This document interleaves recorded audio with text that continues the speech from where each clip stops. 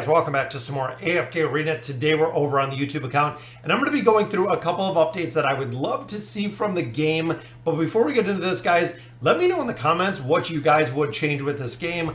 Overall, there are some quality of life things, again, that we're going to be covering that I would love to see. Number one, beginning with the guild. Guys, the guild overall, I feel like this is a massive miss for Lilith Games, for AFK Arena. When it comes to the guild hall, we are at a level 9 guild. We have been at a level 9 guild for 4 years. It has been 4 years and they have never touched the guild hall. Nothing has ever changed with this. You can see I'm currently in Adventure Walk. Big shout out to them, all the love and support that they give to the channel. But overall, guys, this has not changed over the course of 4 years. Now, this again, I feel is a really big miss when it comes to the guild. When it comes to also the kind of the camaraderie of playing together with other individuals. I know once upon a time they did add in these little boss or the Abyssal Expedition statues, but this area itself, even when they went through and they had us, you know, put our formations in here, put our houses in here, overall, they've never done anything with it, which again is a big miss. Now, next one we look at, guys, is the guild hunt.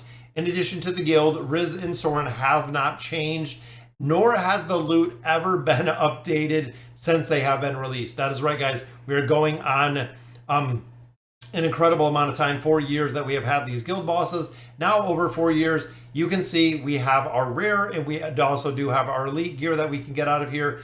Even to the point of the gear does nothing for you, short of just taking up backspace, guys. Even if they converted the gear, if you had a methodology to convert the gear just into tokens, it would make it a lot easier because when you actually look at your bag and look at the gear, you're going to have a lot of gear, you're going to have a lot of artifacts, and then you have this whole bottom section that kind of does go on forever because this is gear that you're essentially never going to use, when they could just convert the unused gear, whether it be rare, whether it be that legendary gear, into just essentially tokens that we could use, getting rid of that and revamping the guild bosses. Now, next part we look at is a part that I know a lot of players, it drives them absolutely crazy, which is the Oak Inn or the Whale Inn, depending on when you started playing. So overall, within the workshop, guys, we have a wish list. Now this, I wish it had less heroes. So the amount of time and effort that it takes to build out all 10 of these heroes within the furniture wish list, I'm actually to the point where, you know, swapping out a lot of different heroes or building a lot of heroes that I really don't use a lot anymore just because of the wish list, either that or taking the furniture up higher. Now, if they lower this down to 4 heroes, 6 heroes, even 8 heroes, the probability or the chances to get a lot of the furniture that we need in a faster methodology would work a lot better. Now, overall, guys, I feel like, again, this would help a lot to build out those heroes and build out the heroes a lot faster because of the RNG factor. If I do a summon in here and I get a mythic piece of furniture, it has a 1 in 10 chance being for the hero specifically that I want. Now, I know we do get our mythic cards or the furniture scrolls out of here, but again, to build up 1 or 2 specific heroes that are really imperative to having the furniture versus building a bunch of heroes that essentially, when you look at Drez, when you look at Hendrik, when you look at Rain, not a huge push for their furniture, but chances are I'm going to get a piece of their furniture, where if I could focus a lot more on building out Tamaris, building out Edwin, building out Matria, even Rem, it would be a lot more beneficial to actually build out those heroes. Next part we look at, guys, is the formations. Now, this is another part that I know a lot of players have been kind of a pet peeve when it comes to the formations. So within the formations themselves, if you do not have the required heroes, you will actually get this. So here is the layout or the top formations that they're utilizing. When you look at the available, I have no replays.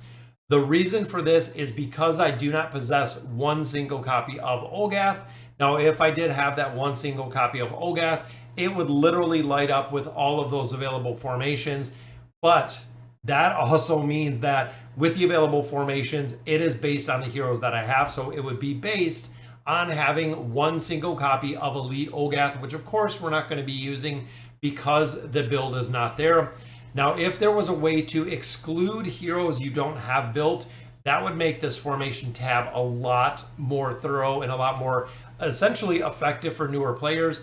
Again, when you're looking through here, because I do not possess this copy or at least one copy of Olgath, I do not have them unlocked, which means I get no available replays. And I know for a lot of players, this can be super frustrating because if you're going through even campaign formations, if there's heroes within AFK Arena that you only have at a very basic build, they are still going to show up in here. Again, even if I don't have a hero, they're going to show up here as long as I have one copy of said hero, they will show up in here. Again, the formations, even if you're not utilizing or you cannot utilize that one single copy of the hero because the hero is only on a legendary level. Now, I see this a lot when it comes to Tarnos. When I go through the Celestial Tower, I will actually go in there. It will give me all the formations that have Tarnos. You can see I only have Tarnos at Elite Plus. He is not going to be effective by any means using him at my level within the Celestial Tower, but every single formation I have, literally every formation, when I go through my formations in the Celestial Tower, have Tarnos in them, which means I cannot use any of those because I don't have Tarnos. So I have to go in and sub him, which again, I wish there was a way to, let's say, exclude Mythic or Legendary Plus and lower heroes. So getting rid of the Elite Plus, the Legendary Plus, that will not fall into this formation tab, which means it would actually give you effective heroes or heroes that you could utilize within AFK Arena without having the need to really adjust or change the formations in there, because heroes that you have built at a lower level would not show up within that formational tab. Now, next one we look at, guys, is of course the dimensionals, and they have never changed this. So with the dimensional heroes in the exchange event, now I purchased Rem and Amelia, so we don't have the ability, but it is the exchange. When you're looking at the exchange for these two dimensional heroes, you have to save up all of your resources in your bag, which means when you look at all of the resources across all of the different facets of AFK Arena, you have to bank all of your guild coins, all of your hero tokens, your labyrinth tokens, and your challenger tokens in your bag, which means there is a chance that you could use them. I would love to see them actually go through and allow you to purchase the shards of the heroes themselves, regardless of the methodology or the resources that you're using for the redeem. I would love them to be able to just give you the shards early, even if they keep it at the same, the same ones that we do have, as long as you could go ahead and redeem them and just redeem them to your bag.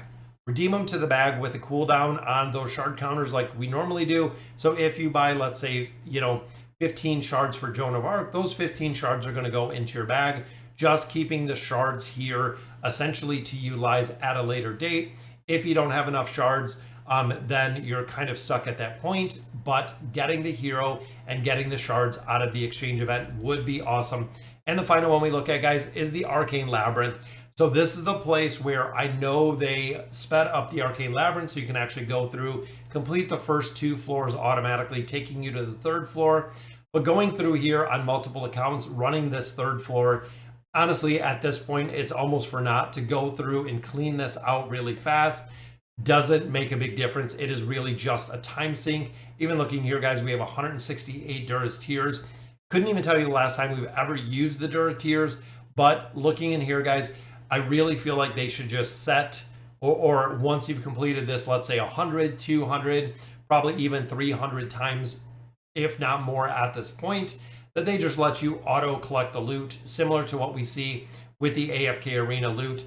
Just letting you collect it out of there would be incredibly easy and time consuming for players that run multiple accounts, or even running it on one account would be incredibly easy. Sorry guys, so that'll do it for today's video. Again, let me know in the comments what you guys would like to see for the quality of life and some of the changes that we do need in AFK Arena. But again, that'll do it for today's video. Let me know what you guys think, and as always, thank you guys for watching.